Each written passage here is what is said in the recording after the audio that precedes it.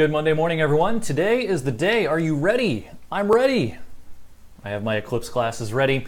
I'm back from vacation, which means my sorry excuse for vacation beard is going to go away before I go into work today. It, of course, is the day we've been waiting for, the Great American Solar Eclipse of 2017.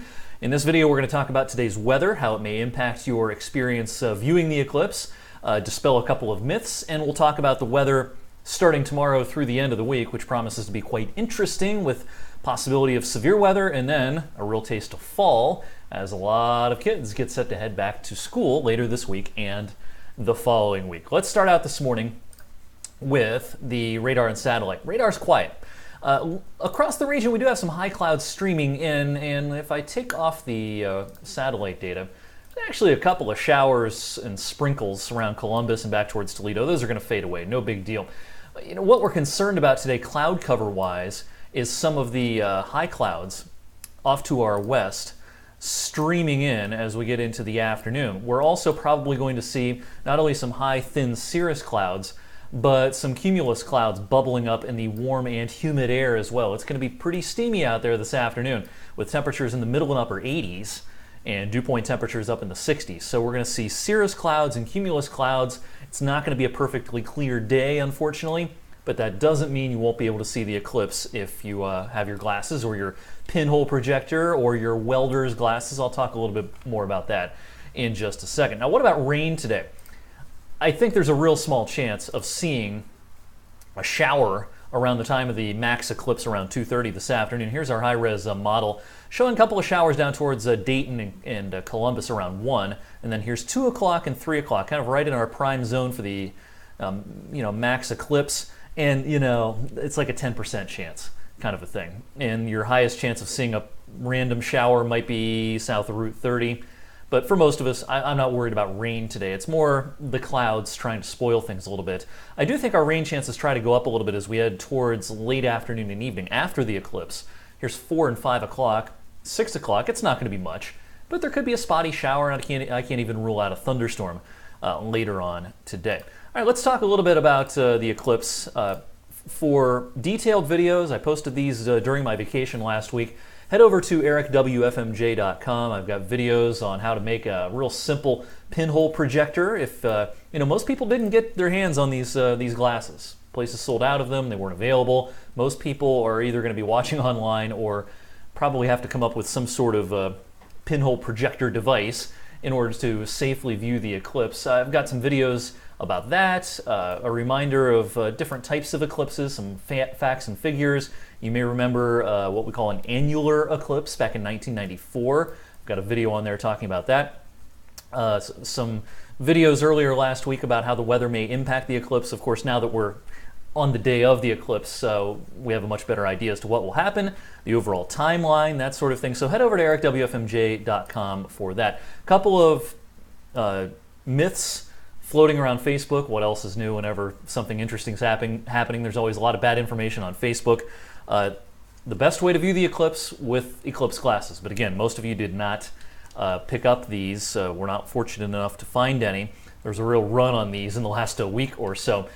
Pinhole projector, another great way to go. Either watch my video or watch one of the many videos on YouTube to figure out how to make a real simple pinhole projector. I don't know a lot about welder's goggles or welder's helmets, but I think the number is 14 and up. A rating of 14 and up makes it safe to use those, but absolutely not when it comes to sunglasses.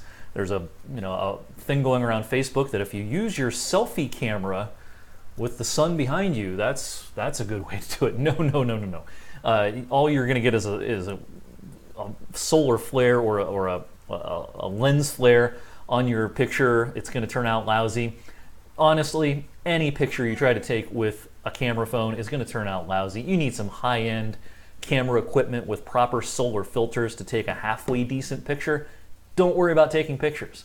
Be in the moment, view it safely, or watch our coverage online, but don't worry about taking a lot of pictures, especially if it's just with a camera phone. It's not worth it.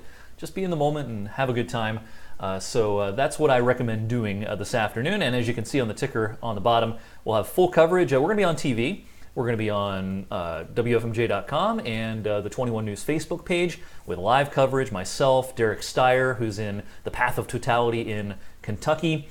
Andrew DiPaolo is going to be out at the watch party in Boardman. And we've got all sorts of interesting stuff to talk about during that live show starting at around 2 o'clock this afternoon. All right, as we move past the eclipse, here's what we have going on tomorrow. Another threat of severe weather. Of course, we've had a couple of rounds of severe weather lately, including, of course, an EF1 tornado in Trumbull County late last week. Tomorrow, strong cold fronts heading our way. As you can see, we're in the slight risk zone there in the yellow. That's one of the medium categories when it comes to severe weather. And so this will be mostly an afternoon event, probably somewhere between 1 and 6 o'clock will be kind of the prime time for heavy gusty storms. So that's going to be what we start turning our attention towards tomorrow. And again, this is a doozy of a cold front. Check out our high-res model here. Pardon me, for tomorrow afternoon. This is 2 o'clock, 3 o'clock tomorrow afternoon. Thankfully, the eclipse is not tomorrow because we'd be dealing with severe weather, I think. So mid-afternoon tomorrow, we got to be weather aware, and of course, we'll have more updates on that throughout the day and into tomorrow. And then look what happens behind that front. Yo, here comes late September once again. The high temperature Thursday, we might not get to 70. On Thursday. Upper 60s might about do it. And it looks great, fantastic weather late this week into the weekend. Comfy, cool nights. We might slip into the 40s in some spots. A few of these nights late in the week and into the weekend.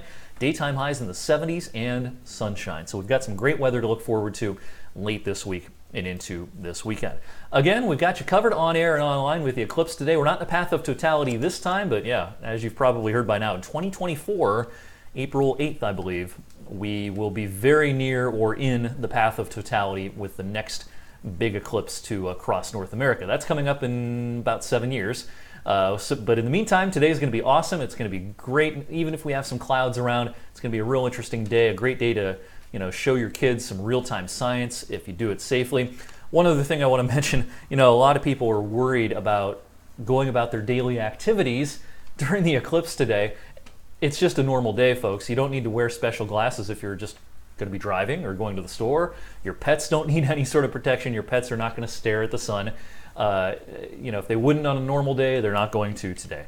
So go about your day as normal. If you don't care about the eclipse, if you don't plan on viewing the eclipse, there's absolutely nothing you need to do special about today. So go about your day as normal. Again, I'll have more updates on the weather and on the eclipse and everything else for the rest of this morning, and I'll see you this afternoon and this evening on 21 News at 6 and 11.